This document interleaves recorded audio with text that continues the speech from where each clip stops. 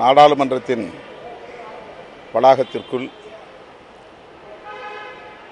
பாதுகாப்பு இல்லை, அது குறித்து விவாதிக்க வேண்டும், உள்துறை அமைச்சர் அதற்குரிய விளக்கம் அளிக்க வேண்டும் என்று வலியுறுத்தி இன்று காலை 11 மணி அளவில் மக்களவை கூடிய போது எதிர்க்கட்சி உறுப்பினர்கள் கோரிக்கை எழுப்பினார்கள்,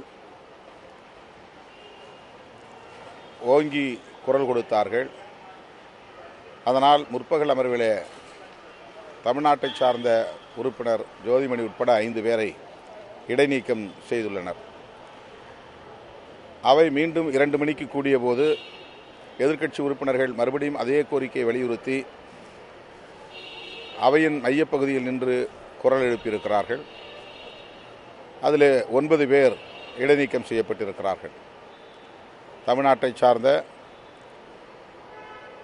திராவிட முன்னேற்றக் கழக உறுப்பினர் கனிமொழி அவர்களும், இடதுசாரி கட்சிகளை சார்ந்த தோழர்கள் சு வெங்கடேசன், சுப்பராயன், பி.ஆர். நடராஜன், திமுக எஸ்.ஆர். பார்த்திபன் உள்ளிட்ட 9 பேர் இடைநீக்கம் செய்யப்பட்டிருக்கிறார்கள். அதுவும் இந்த தொடர் முழுவதும். இது மிகுந்த எதேச்சதிகாரமான போக்கு. இந்த போக்கை விடுதலை சிறுத்தைகள் கட்சி வன்மையாக கண்டிக்கிறது. அந்த இடைநீக்கத்தை உடனடியாக விலக்கிக் கொண்டு அவர்களை அவையில் பங்கேற்க அனுமதிக்க வேண்டும் என்று விடுதலை சிறுத்தைகள் கட்சி வலியுறுத்துகிறது.